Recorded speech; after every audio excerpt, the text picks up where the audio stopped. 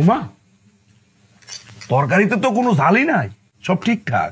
হ্যাঁ, এই ঝাল নিয়া সারা বছর তোর লগে আমার ঝগড়া লাগছে, আর এখন যাওয়ার সময় হয়েছে, খুব সুন্দর করে তরকারি রান্না করছস না? কি ভাবছস যাওয়ার আগে মায়া লাগাইবি? লাভ নাই, রাস্তা ক্লিয়ার, যাইবি গা হালকাই।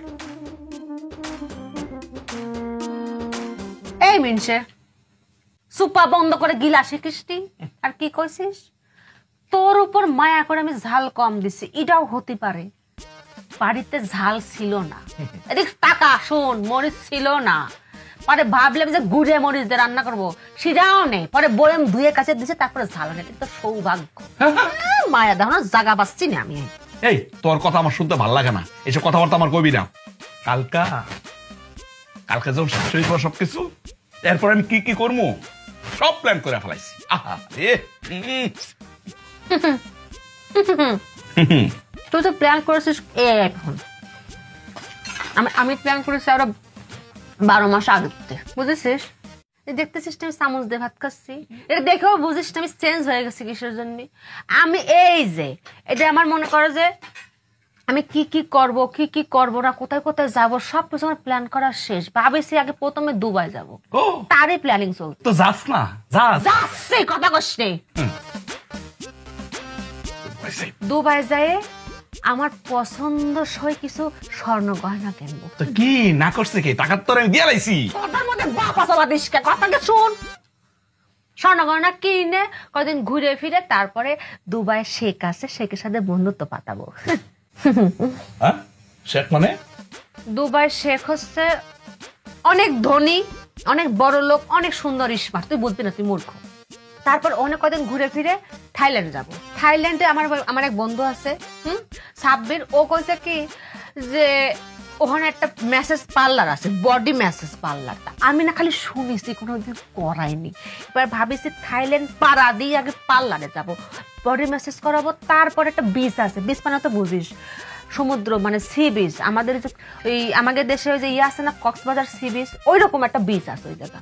হ্যাঁ, ওই বিচে যায়, ছোট ছোট কাপড় পরে ঘোরা যায়, আর ছোট ছোট কাপড় পরে ঘুরবো। হ্যাঁ, কি করলি তুই? ছোট ছোট কাপড় পরে ঘুরবি তুই? তোর কি? হ্যাঁ, আমার কি মানে?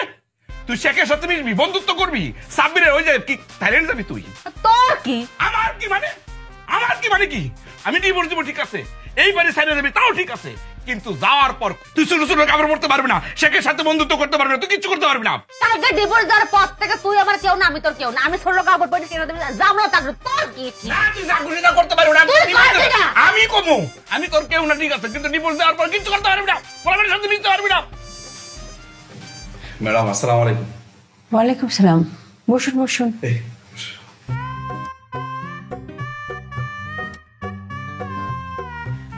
আপনার তো আজকে শেষ কিস্তির দিন। জি ম্যাডাম। উনি? ম্যাডাম আমার ওয়াইফ। আচ্ছা, তা শেষ কিস্তি দিয়ে কি আপনাদের দুজনের ডিভোর্স হয়ে যাচ্ছে? ওটা হচ্ছে না ম্যাডাম, আসলে আমরা দুজন মিলে গেছি। মিলে গেছেন? কথা বোঝা করতে পারছেন, আমি বোঝা করছি। হ্যাঁ, আমাকে হইতে কি, আমাকে এত কেসাল হইতে বনিবনা হইতে না। হ্যাঁ, তাই ভাবিছিলাম যে আলাদা হয়ে যায়। এটার জন্য এখন আপনার কাছে আসিছিল। এই মিনসের তো মুরদ নেই যে আমার এই কাবিনের টাকা 5 লাখ টাকা যে একবারে দিয়ে দেবে, এই মুরদ তার নেই।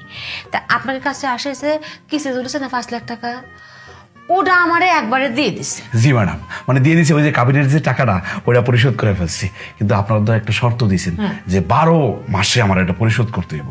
তা আজকে হলো সে লাস্ট কিস্তি আর কি। শেষ কিস্তি না আজকে? তো শেষ কিস্তিতে আমার তো মেলা খুশি যে আজকে শেষ কিস্তির দিন, কিস্তি মিস্তি পরিশোধ করে আমি টাকা মাকসা নিয়ে একদম বিদেশ চলে যাবো। চিন্তা করুন ম্যাডাম, মানে আমার বউ সে আমার ফেলাই দিয়ে বিদেশে চলে যাবো, তাও কি বলে জানেন, বন্ধু নিয়ে যাবো। এটা কি মানা যায়? এটা সহ্য হয় ম্যাডাম? এরকম করি বাড়ির মধ্যে এমন চেতে উঠেছে, আমি কি রে আমাকে ডিভোর্স দিয়ে দিবি, আমাকে দেখতে পারে না, মনের মিললে, তাই চেতে উঠলো কে? হিংসে জিলাস। পরে ভাবলাম না, আসলে না, আমার স্বামী আমার মেলা ভালোবাসে, এটা আসলে ঝগড়াঝাটি করে আমরা আজারে কামে এই ডিভোর্সের দিকে যাচ্ছিলাম। তো ভাবলাম কি এটা বাদ, আজকে থেকে নতুন জীবন শুরু করব, তাই আপনার কাছেই আমরা বিয়ের শাড়ি চুরি করে চলে আসেছি। ভালো করেছি না? খুব ভালো করেছেন, আপনাদেরকে অসম্ভব সুন্দর লাগছে আজকে। আমি কিন্তু বুঝতে পেরেছিলাম যে আপনারা মিলে যাবেন, মানে কেবা করে সেজন্যই তো আমি আপনাকে কিস্তি দেওয়ার সময় আপনাকে একটা সময় জুড়ে দিয়েছিলাম। সময়টা কতদিন ছিল? 12 মাস।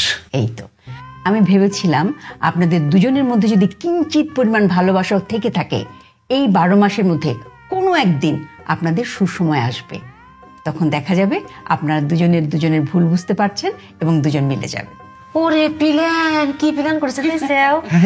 প্ল্যান কিন্তু সাকসেস। দেখেন, উনি যখন প্রথম আমাদের কাছে এসে এরকম একটা কিস্তিতে ডিভোর্স এর জন্য আবেদন করলেন, সেটা নিয়ে কিন্তু আমরা অনেক ভেবেছি। আমাদের সমাজে ডিভোর্স কেন হয়? ছোটখাটো বিষয়ের জন্য। আপনি যখন আমাদের কাছে এসে কিস্তিতে ডিভোর্সের জন্য ঋণ চাইলেন, সেই বিষয়টা নিয়ে কিন্তু আমরা অনেক ভেবেছি, অনেক কাজও করেছি। কাজ করতে গিয়ে যেটা পেয়েছি, আমাদের সমাজে বেশিরভাগ, মনে করে 95% ডিভোর্স হচ্ছে রাগের কারণে, হুটহাট করে, সময় নিচ্ছে না সেই কারণে। এই যে আপনাকে কিস্তিতে ডিভোর্সে ঋণ দেওয়ার সময় একটা সময় বেঁধে দিয়েছিলাম। কেন দিয়েছিলাম? আমরা জানতাম যে এই যে 12 মাস আপনাকে সময় দিয়েছি, এই 12 মাসের মধ্যে আপনাদের দুজনের মধ্যে এমন একটি মুহূর্ত আসবে, যেই মুহূর্তে আপনাদের দুজনের মধ্যে যদি কিঞ্চিত পরিমাণ ভালোবাসাও থেকে থাকে, সেই ভালো দিনটাতে আপনারা মিলে যাবেন। আমাদের সকলের উচিত ডিভোর্সের সময় কিস্তিতে ডিভোর্স দেয়া। এখানে আমি টাকার অঙ্ক বোঝাচ্ছি না, আমি বোঝাচ্ছি এখানে সময়টাকে। সময়টা যেন কিস্তি আকারে হয়, মানে একটা লম্বা সময় যাতে আমরা পাই। আপনাদের বেলায় কিন্তু আমরা পেরে গেলাম। হ্যাঁ, একদম পজিটিভ একটা বিষয় হলো, আপনারা মিলিত হয়ে গেলেন। তাহলে এখন কি করা উচিত? যখন কেউ যদি সিদ্ধান্ত নেয় যে ডিভোর্স দিবে কেউ কাউকে, তাহলে তাদের এটা সময় নিয়ে করা উচিত। কিস্তিতে ডিভোর্সটা হওয়া উচিত, মানে সময় নেওয়া উচিত, দুজনকে সময় দেওয়া উচিত। এখন আমরা একটা নতুন প্রকল্প চালু করেছি, কিস্তিতে ডিভোর্স। আশা করি আমাদের এই উদ্যোগের কারণে আমাদের সমাজে ডিভোর্সের হারটা আমরা কিছুটা হলেও কমিয়ে আনতে পারবো। আমরা যে প্রকল্পটা করেছি, এই প্রকল্পে কিন্তু আপনারা যুক্ত হতে পারেন। চাকরি হতেছে, আমাকে চাকরি হতেছে, আমি চাকরি হতেছে। আপনারা আমাকে জিজ্ঞেস করবেন না যে আপনারা কোন প্রজেক্টে কাজ করবেন? কি নাম, কি প্রজেক্টের নাম বলেন ম্যাডাম? আপনাদের প্রজেক্টের নাম হলো কিস্তিতে ডিভোর্স। তাই আমাকে তাই আমরা রাজি। জি জি ম্যাডাম, আমরা রাজি।